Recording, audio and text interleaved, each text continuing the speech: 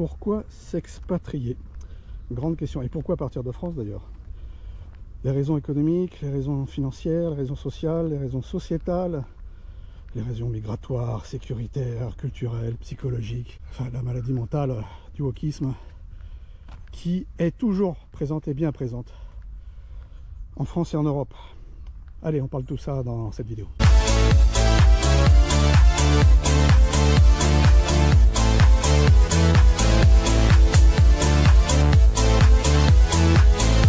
Alors jusque dans les années 60, bon, on va dire que l'Europe c'était ok, les années 70 c'est le basculement, 80 c'est le lent déclin et depuis les années 2000-2010 c'est l'accélération de la catastrophe que tout le monde constate. Si le projet de construire une Europe puissance était prometteur, il n'empêche qu'aujourd'hui, il faut le constater, les faits démontrent que c'est une escroquerie et que c'est une trahison. Si on fait un point de la situation économique, qu'est-ce qu'on peut en dire? Le commerce mondial ralentit et en même temps vous avez le développement hyper rapide des nouvelles technologies, l'IA en particulier. Et de tous les blocs économiques mondiaux, c'est l'Union européenne qui est le plus vulnérable. Le plus vulnérable en ne protégeant pas son économie, c'est le marché le plus ouvert et le plus injuste en réalité pour les compagnies européennes. C'est ce bloc qui ne protège pas ses citoyens, avec ses portes ouvertes à l'immigration massive, qui ne protège pas ses citoyens par rapport à la sécurité, qui ne protège pas les familles, avec le wokisme. En fait, c'est le pire bloc dans le monde et qui cumule tout ce qui ne va pas dans ce monde, quoi. Voilà quelle est la situation. Donc que fait l'Europe à ce moment-là? Eh ben, elle se coupe de la Russie pour ses énergies et elle se coupe même du reste du monde en continuant à vouloir donner des leçons de bonne conduite alors qu'elle pratique les doubles standards et qu'elle oppresse son peuple en réalité. Telle la réalité de ce bloc économique. Alors je ne vais pas vous faire un cours de géopolitique, ça c'est le Fruskov qui va s'en charger, mais si on résume, aujourd'hui nous sommes en plein dedans. Cela a toujours été, mais aujourd'hui encore plus, à savoir que les États-Unis sont l'ennemi de l'Europe, des peuples européens. Ça a toujours été, il y a eu une guerre économique, ils ont toujours tout fait pour diviser l'Europe, que la Russie ne s'allie pas avec l'Europe de l'Ouest, que les matières premières, que l'ouverture vers l'Asie, que l'industrie et l'intelligence de cette Europe puissent s'unir et créer un bloc qui leur créerait concurrence. Le dernier en date, c'est évidemment la guerre en Ukraine et l'explosion de Nord Stream. Voilà quelle est la réalité. Et que fait l'Union européenne? Que font les pays européens? Que font la France pendant ce temps-là? Eh bien, c'est le suicide économique, le masochisme national, le wokisme. Le wokisme, parce que si aux États-Unis, il semble qu'il y ait un retour de bâton, on n'est pas aux États-Unis, vous n'êtes pas aux États-Unis, vous n'êtes pas citoyen américain, vous vivez en France et en Europe, et ça va être le dernier refuge du wokisme, de cette, je ne sais pas comment appeler ça, de ces dégénérés qui sont en fait un danger totalitaire et nihiliste. Voilà quelle est la réalité. Mais prenons un exemple pratique, au-delà de la géopolitique, concernant la folie, parce que vous pourriez vous dire, ok, avec Trump, ouais, on va remettre les choses un peu dans le droit chemin, les élections en Europe vont faire venir au pouvoir des gens un peu plus sensés, plein de bon sens, et blablabla, et tout ça va revenir, voilà. Vous savez, attendre des élections, attendre d'autres, quelque chose qui ne dépend que de vous, et dont une partie, vous êtes responsable, je dis vous, collectivement, c'est rester dans la passivité. Ce n'est pas prendre sa vie en main, ce n'est pas choisir son destin. Et c'est bien de ça dont il s'agit lorsqu'on parle de l'expatriation, qui est notre sujet sur cette chaîne. Tout de même. Prenons un simple exemple. Et ce n'est même pas de la gauche française que ça vient. Ça vient de, entre guillemets, la droite française. Ils veulent imposer, alors ils ont augmenté les impôts, ça, sur les sociétés, on voit bien que même les grandes fortunes s'en vont, ce qui fait les gros budgets. de l'État français, entre autres. Mais c'est même pas ça le plus amusant, allons-nous dire, d'une manière ironique, voire caustique. C'est donc l'impôt sur la, comment ils appellent ça, la fortune, c'est pas passive, improductive. Voilà, la fortune improductive. Alors qu'est-ce que ça veut dire? Ben, ça veut dire que, par exemple, pour les biens immobiliers, vous avez un bien immobilier, ce bien immobilier ne produit rien, donc on va vous taxer dessus. Alors imaginez déjà, hein, vous avez travaillé, on vous a taxé. Imaginez que vous êtes entrepreneur, vous avez travaillé, on vous a taxé. Vous avez des revenus, on vous taxe, plus de la TVA. Hein. Vous êtes propriétaire, on vous taxe le foncier. Quand vous allez transmettre ça à vos enfants, on vous taxe. Et quand je vous dis on vous taxe, c'est même plutôt du vol. Et aujourd'hui, eh ben, ils ont décidé qu'ils allaient en même temps encore rajouter une taxe dessus. Voilà la folie française, la folie européenne. Et prenez un cas sur les cryptos. Alors, prenez pas ça à la légère. Beaucoup de gens regardent la crypto de loin, et pourtant c'est l'avenir dans les investissements et dans la protection de vos économies. Et surtout dans l'économie de demain. Vous avez une crypto en décembre qui vaut, prenez un bitcoin. Le bitcoin vaut 100 000, voilà, en décembre. Puis en janvier, il en vaut 60. Que se passe-t-il? Vous êtes taxé sur 100, mais vous avez que 60. Vous vendez donc des cryptos pour payer ce que l'on vous demande. Et ça, vous investissez moins. Vous êtes moins dans les nouveaux high-tech qui demandent justement des investissements. Parce que l'IA et la crypto sont beaucoup liés et seront de plus en plus liés. Et donc il y a moins de capital privé disponible pour investir dans les nouvelles technologies, dans le développement de l'économie du futur, et donc celle pour votre emploi et celle de vos enfants. Mais rassurez-vous, nos chers polytechniciens, nos chers énarques, savent comment gérer. Ils vont prendre donc votre argent parce qu'ils savent mieux le gérer que vous.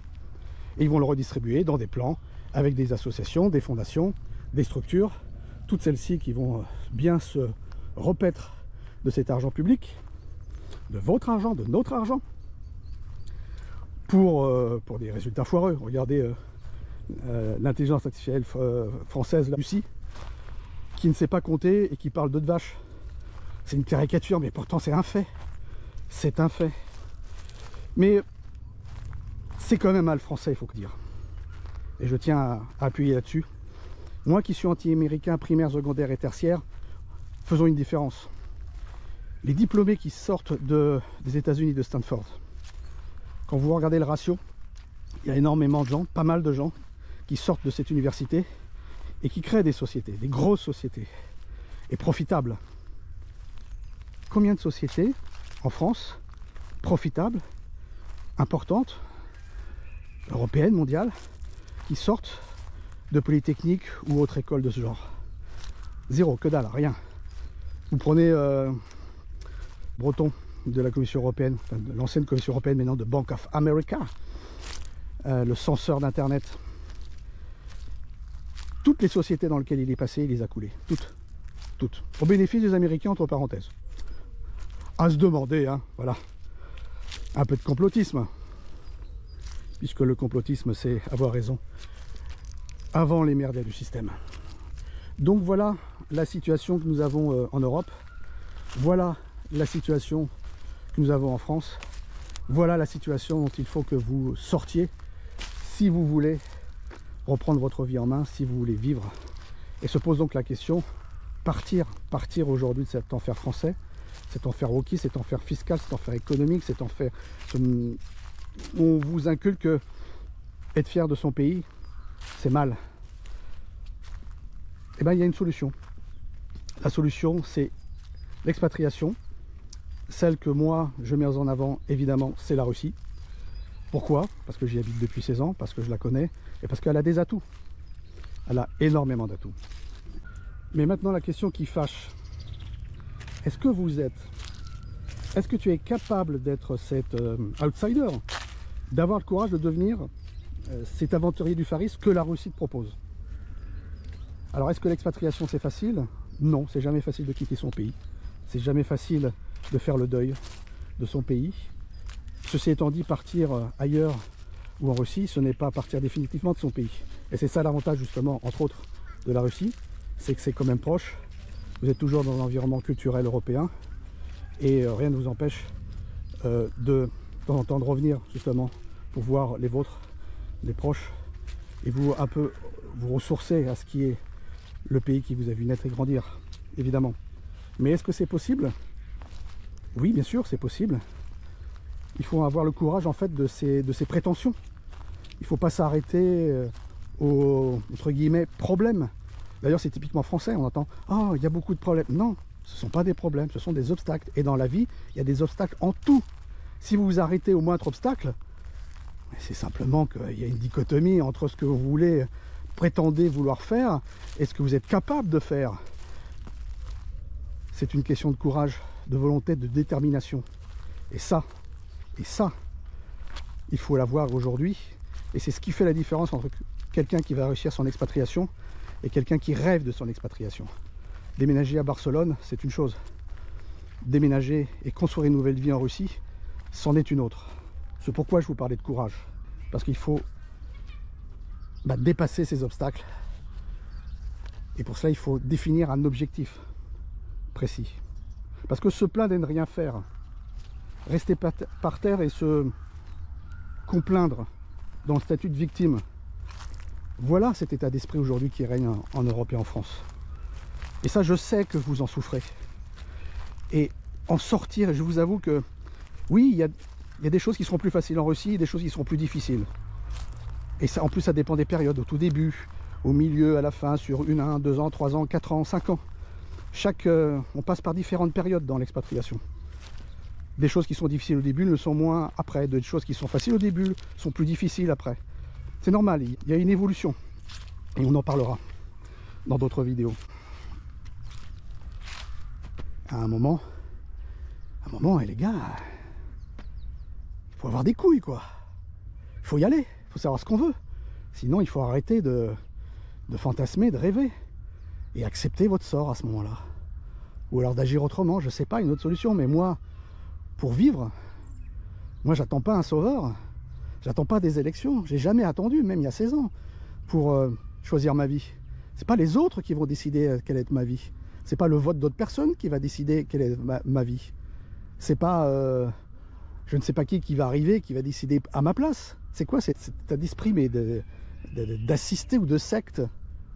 Si vous êtes un homme libre, vous affrontez le monde tel qu'il est, vous le voyez tel qu'il est.